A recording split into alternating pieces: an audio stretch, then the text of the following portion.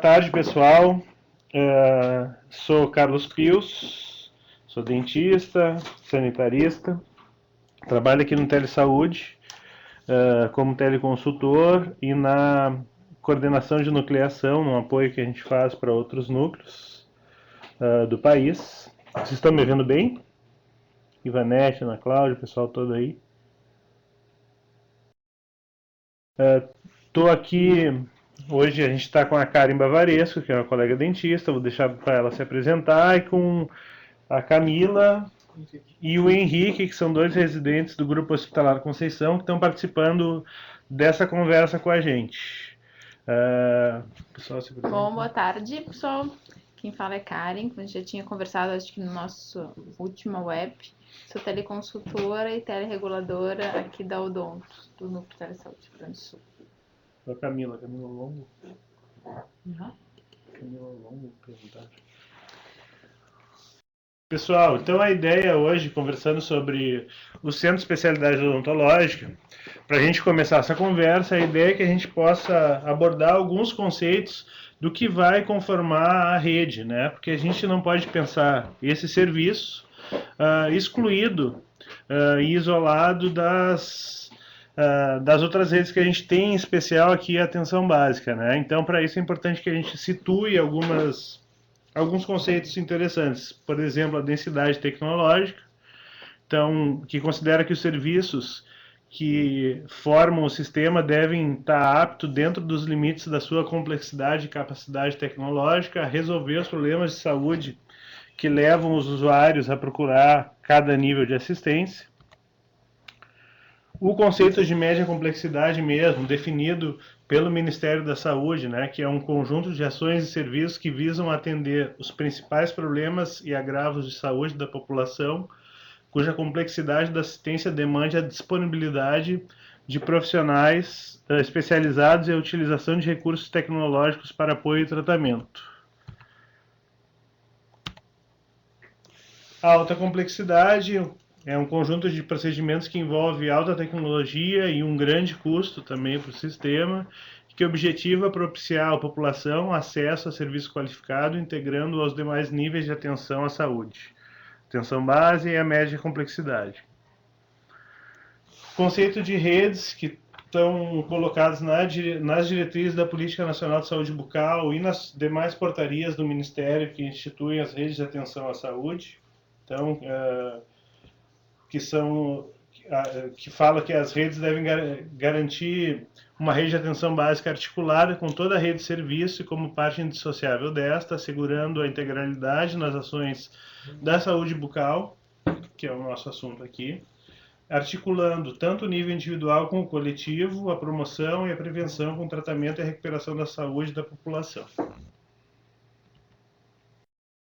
As principais linhas de ação daí do programa que a gente tem no país que trata da saúde bucal, que chama Brasil Sorridente, propõe que a gente reorganize a atenção básica em saúde bucal por meio da estratégia de saúde da família e amplie e qualifique a atenção especializada através principalmente da implantação dos centros de especialidades odontológicas e dos laboratórios regionais de prótese dentária, que são o objeto da nossa conversa aqui hoje.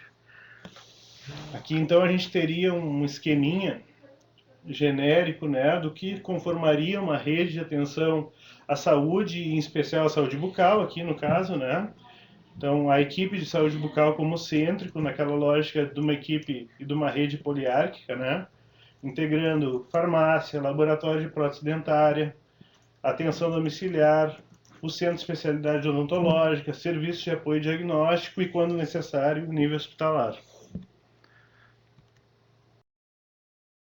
Bom, então o Centro de Especialidades Odontológicas ele foi criado a partir das diretrizes da Política Nacional de Saúde Pública. Eles são estabelecimentos de saúde participantes do Cadastro Nacional de Estabelecimentos de Saúde, né? Que são classificados como clínica especializada ou ambulatório de especialidade.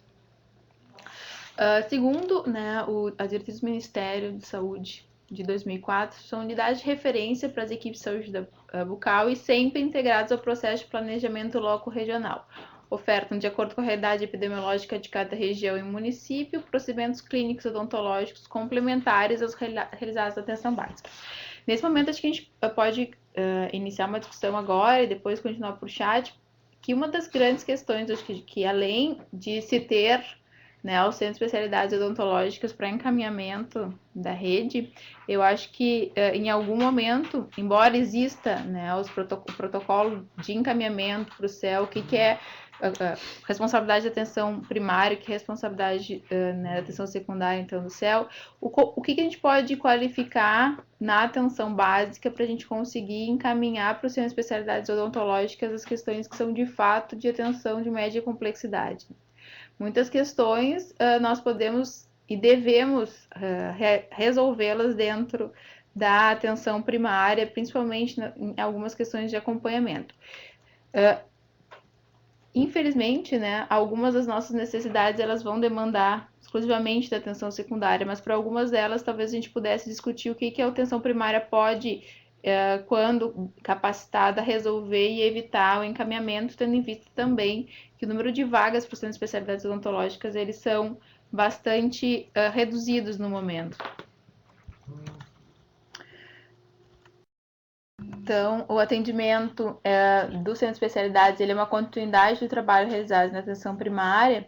Lembrando, então, que os profissionais de atenção básica elas são responsáveis pelos encaminhamentos que julgarem necessários. Pessoal, aí a gente está tendo um probleminha, nesse slide a gente está tendo um probleminha com o nosso software aqui de comunicação. A gente tinha no centro da tela um esquema, uma representação do trajeto, do itinerário terapêutico do usuário que busca o serviço de saúde bucal, iniciando lá na sua equipe de saúde da família de referência e perpassando todos os níveis e serviços que ele pode ofertar. Então, a gente fica devendo essa imagem, não sei porque houve uma desconfiguração aqui. E eu acho que dentro desse aspecto que a gente falou ali da continuidade do tratamento, a gente tem um dos atributos que é muito importante, né? Coordenação do cuidado dos usuários na rede e também a questão da longitudinalidade do cuidado da integralidade. Uma das questões que a gente pode ver referente aos centros de especialidades é que existe uma taxa de absenteísmo muito elevada em relação aos encaminhamentos da atenção primária para a atenção secundária. Isso nos leva a pensar duas questões.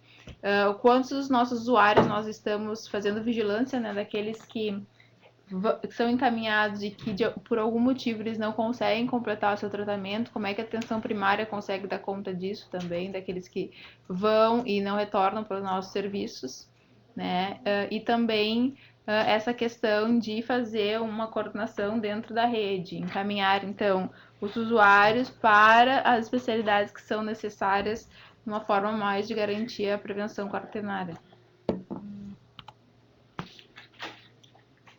Então, uma interface ideal entre a atenção básica e a atenção secundária em saúde bucal ele pode ser descrito através dos critérios de equidade, integralidade do cuidado, eficiência e eficácia.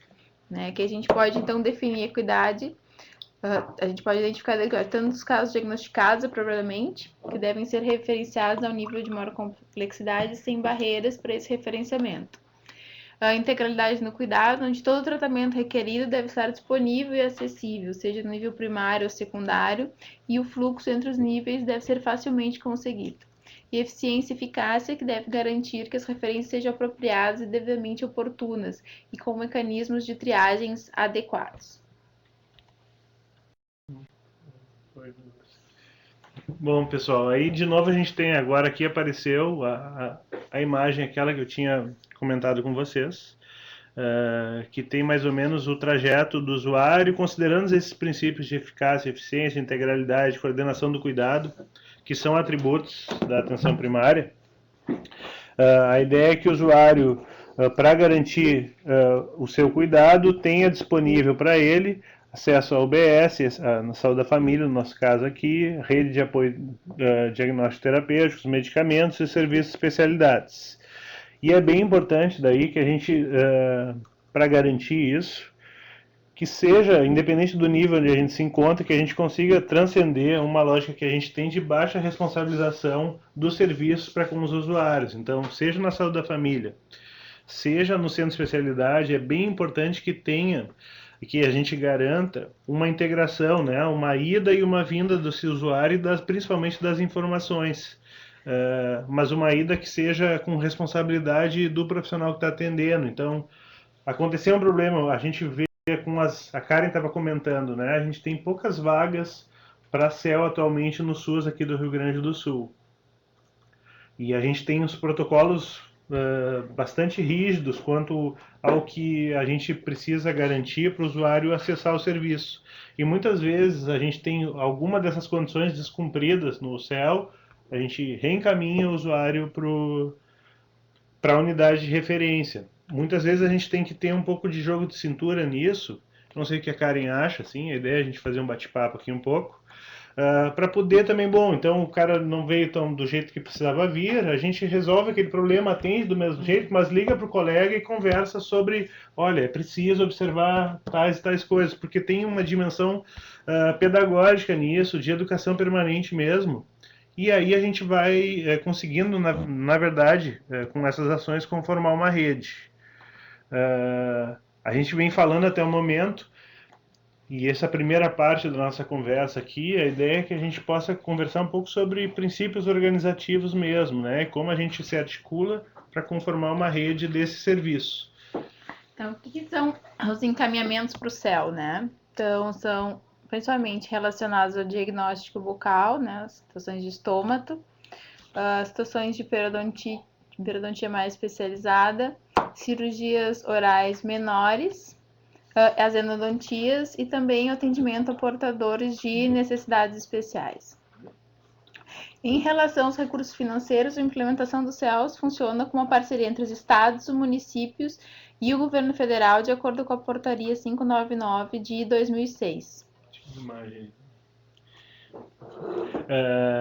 E aí a gente tem, né, pessoal, na parte mais para quem se interessa pela gestão mesmo, para quem está aí no município que quer discutir com o seu gestor a implantação, a gente tem 3 modalidades de CEL e um financiamento tem um financiamento inicial para a implantação do serviço e um financiamento mensal para custeio desse serviço.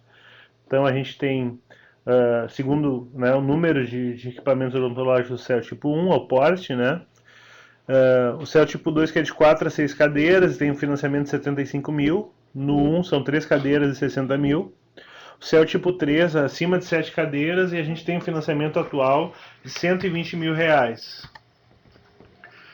Além disso, mensalmente, depois de implantado o serviço, o município recebe mensalmente 8.250 mil, caso o CEL seja tipo 1, 11 mil reais caso o CEL seja tipo 2 e 19.250 caso o CEL seja tipo 3.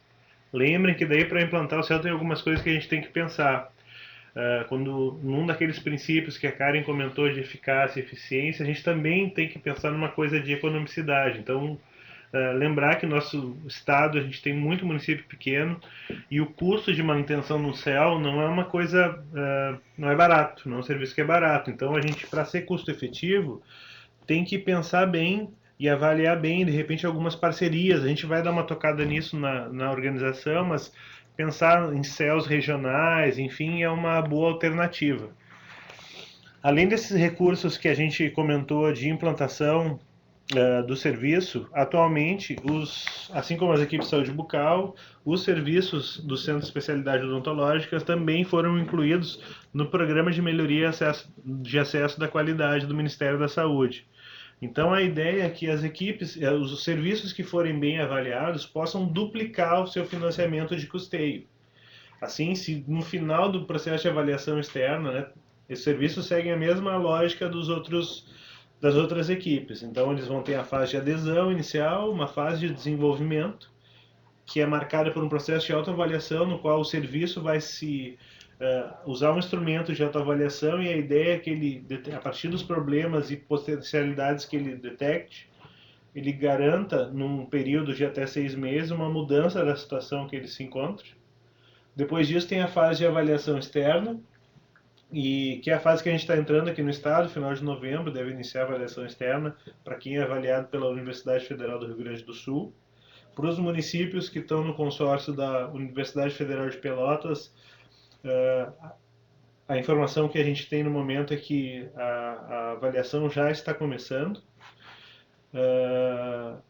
E dependendo do que o avaliador de qualidade verificar em loco, o município vai ser, o serviço vai ser classificado em alguns estratos, e se ele for bem avaliado, ficar no extrato melhor avaliado, ele duplica o recurso, né? Então, para além disso, é mais um recurso que a gente pode contar. Ao aderir ao programa, o serviço já passa a receber 20% do total. Essa fase de adesão já passou, a gente deve ter um novo ciclo de adesão só no ano que vem agora.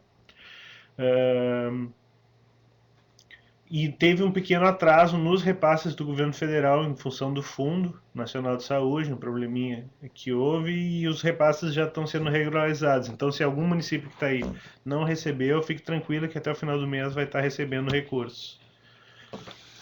Então, só lembrando que existe uma produção mínima aqui, né, por centro de especialidades. O CEL tipo 1, então, são 80 procedimentos de periodontia, 35 procedimentos de endodontia, 80 procedimentos de cirurgia e 80 procedimentos individuais preventivos de dentística básica. Para o CEL tipo 2, então, são 90 procedimentos de periodontia, 60 procedimentos de endodontia, 90 procedimentos de cirurgia e 110 procedimentos individuais preventivos de dentística básica. E para o CEL tipo 3, a gente necessita de 150 procedimentos de pério, 95 de endodontia, 170 de cirurgia e 190 procedimentos individuais preventivos. Lembrando, então, que a transferência dos recursos poderá ser suspensa quando a produção mínima mensal em qualquer especialidade não for atingida por 2 meses consecutivos ou por 3 meses alternados, né? Isso no período de um ano. E será mantida essa suspensão da transferência até regularização da produção mínima mensal. Além disso, a partir da Portaria 718 de 2010, novos procedimentos também poderão ser disponibilizados, assim como os aparelhos fixos e implantes dentários. Além disso, a gente também tem a questão dos laboratórios regionais de prótese dentária, que foi criado em 2005 devido à grande demanda que nós temos para execução de próteses, né? Ele vai realizar o procedimento de prótese total, parcial, removível e ou fixas e adesivas. O Laboratório Regional de Prótese Dentária deve estar também cadastrado no CNES como unidade de serviço de apoio diagnóstico terapêutico e deve ser referência para o próprio município, região ou microrregião de saúde, de acordo com o plano diretor de regionalização. É importante lembrar que qualquer município com qualquer base populacional, eles podem ter um laboratório de prótese dentária e não há restrição quanto à sua natureza jurídica. E a Secretaria Municipal e Estadual, elas podem optar por um estabelecimento público ou também por contratar um serviço privado para esses. Isso, pessoal, é o tema de muitas demandas, muitas perguntas, questionamentos do pessoal da gestão e até mesmo das equipes, muitas vezes que não conseguem organizar e não conseguem organizar localmente um laboratório. Se eles conseguem juntar 3 municípios e contratar diretamente um prestador que tenha no município um laboratório particular, é possível fazer. Do mesmo modo, daí tanto os centros de especialidades como os laboratórios, é bem importante, eu vou bater nisso, que a gente pense em economia de escala, assim, pense se no nosso município comporta uma produção do tamanho que o serviço, na verdade, exige, né? O que a gente tem visto é que, bom, a gente tem uma grande crítica à forma de mensuração da produção do centro de especialidade, um serviço baseado em produção, né? Em produção de procedimentos, na verdade.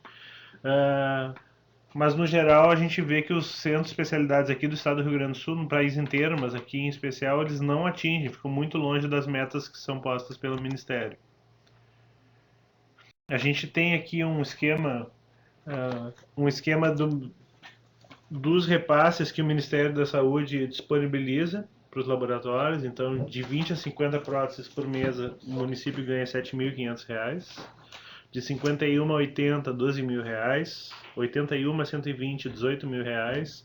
E acima das 120, R$ 22.500. Recurso esse que é repassado diretamente para o fundo que que tiver envolvido, se for município, fundo municipal, se for estado, estadual, e entra dentro do teto MAC, né, o teto financeiro da média e alta complexidade. Para a implantação, assim, entrando na reta final da conversa aqui, a ideia é a gente conversar um pouquinho sobre os passos, né, para a implantação. Esses passos estão todos descritos num documento do Ministério, do Departamento de Atenção Básica, que é o passo a passo da atenção básica, que lista todas as ações que o departamento oferta, como o município se organiza para implantar no seu lugar, para quem é voltado o programa, enfim, sugiro a leitura, né? Então, para implantar o centro de especialidades, os requisitos mínimos que o município deve ter: possuir uma rede de atenção primária e saúde organizada. Não há uma definição muito clara do que é essa rede organizada, né? Mas então o Ministério verifica a existência de equipes de atenção básica e de unidades básicas de saúde tradicionais, aqui, como a gente chama no Rio Grande do Sul. Realizar uma produção mínima mensal em cada especialidade, conforme apresentado pela Karen, né, para todas as especialidades do CEL. É importante que o município garanta aquela produção. Atualmente não vem tendo corte de recursos, né, mas no PMAC-CEL a gente vai fazer um levantamento e vai poder identificar um pouquinho melhor a situação de cada serviço para isso. Também, além das especialidades mínimas e os seus respectivos equipamentos materiais, profissionais e carga horárias, os centros de especialidades devem estar e seguir as observações, as indicações do Ministério de adequação visual. O Ministério tem, para as unidades básicas de saúde e para os centros de especialidades, ele tem um padrão de identidade visual. Então é importante verificar isso. Se entrar no site da coordenação do Ministério da Saúde, vocês podem encontrar esse material. Resumidamente, aqui os passos para implantar, então, é o gestor municipal ou o estado, no caso. Aqui no Rio Grande do Sul a gente ainda não tem nenhum centro de especialidade estadual, até há uma discussão incipiente no estado entrar como provedor e prover serviço odontológico para o pessoal. Mas então o gestor municipal ou estadual, a fim de implementar uma proposta, apresenta essa proposta no respectivo Conselho Municipal ou Estadual de Saúde. Sendo aprovada a proposta, ele vai para a Comissão Intergestores Bipartite do respectivo estado, e ali é importante ter indicado qual é o pleito, né, que eles estão realizando, se é para um centro de especialidade parte 1, 2 ou 3.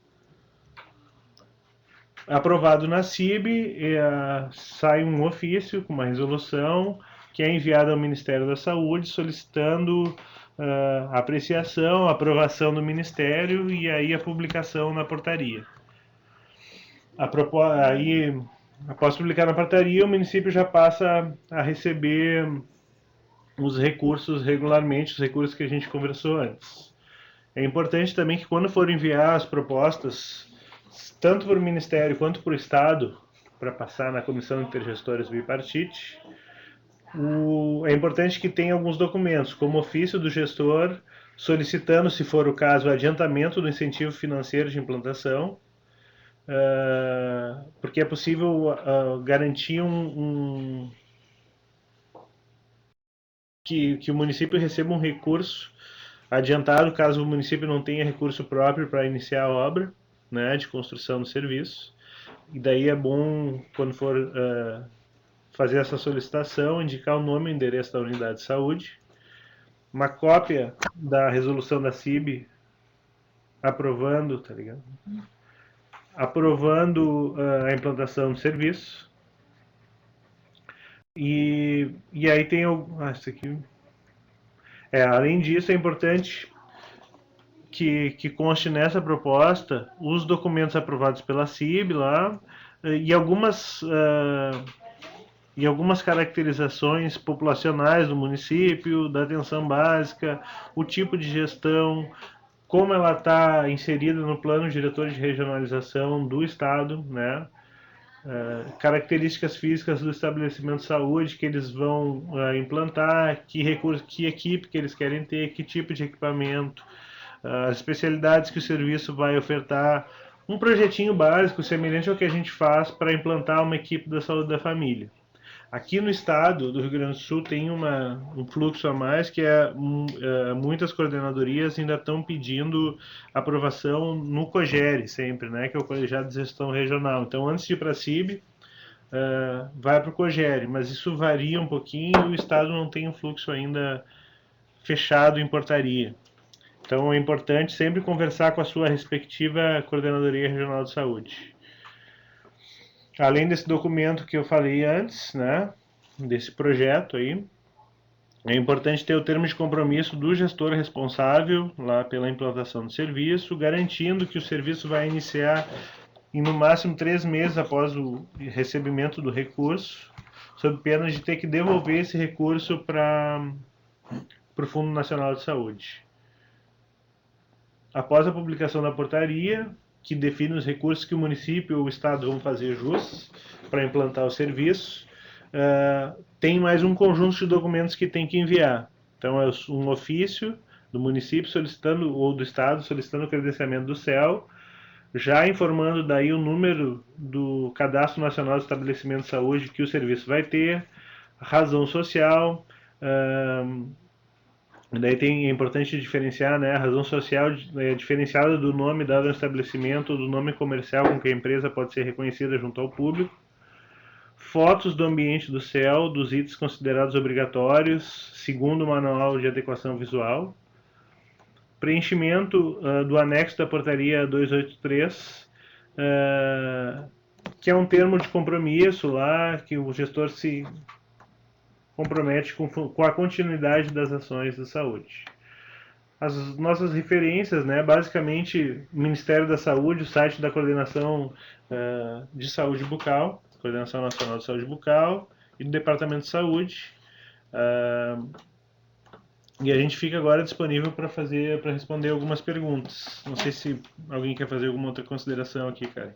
Eu acho que a gente abre então para as perguntas, pessoal, façam pelo chat que a gente vai então respondendo conforme forem surgindo as dúvidas. Maurício estava perguntando, né, se tem alguma população mínima que o município tem que ter para ter o serviço. Não, nem para o CEL, nem para o laboratório de prótese, Maurício. Precisa ter população mínima. O que precisa é o município ter uma avaliação muito boa do custo que tem o serviço. Porque muitas vezes, para uma população pequena, sei lá, município de 4 mil habitantes, 3 mil habitantes, o serviço fica muito caro. Então, o recurso que o Ministério passa, ele não dá para pagar muito e o município tem que investir muito mais.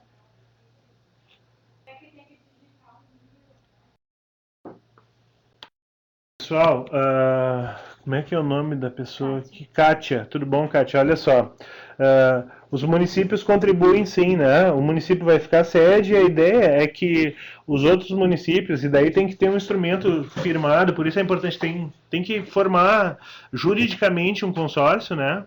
Para garantir que os municípios possam realizar repasse entre eles, porque senão não tem forma jurídica de justificar esse recurso. Mas é possível. Então, o município, por exemplo, Farroupilha, né, que é o teu município, ficaria responsável, só que tem que ter uma negociação no COGERE, por exemplo, que nem a gente tem para serviços de traumatologia, cardiologia, que Farroupilha ia ser a referência dos municípios da quinta, né, eu acho que é a quinta regional de saúde, aí vocês, ia ser a referência da regional de vocês para os serviços de média e alta do odonto. Então, a parte de prótese, pério, o que vocês acharem interessante oferecer, vocês montam isso, formam um consórcio, passam no COGERE e daí tem como fazer repasse de recursos. Aqui no Rio Grande do Sul tem inclusive possibilidade de se negociar isso com o governo do estado, que tem em vários momentos se disposto a fazer, contribuir com os municípios que querem estruturar redes de atenção à saúde na saúde bucal. Então é interessante inclusive conversar com a coordenação de saúde bucal aqui do estado, mas é possível sim, e o recurso fica dividido entre os municípios. O recurso do serviço, né? O recurso do Ministério fica para o município sede. Ficou clara a minha resposta, Kátia? Já o Maurício e a Kátia aí, agora é só fazer juntar mais alguns municípios e já montam uma rede aí. O que mais, pessoal? Legal, se precisar e tiver alguma dúvida, Kátia ou Maurício, mandem, façam solicitações na nossa plataforma, que a gente pode ajudar com vocês, com alguns modelos de consórcio, enfim. Essa negociação, Maurício, é uma negociação daí local, não tem uma regra muito geral, né? Mas de modo geral, né, o senso comum diz que, bom, a gente tem que pagar pelo que a gente usa. Então, sim, é proporcional e os municípios no geral costumam fazer isso. Outros estados aqui no Rio Grande do Sul a gente tem pouco, mas aqui do lado, por exemplo, o Paraná, tem muito consórcio estruturado lá, né? Então a gente contrata e paga, né, o que utiliza.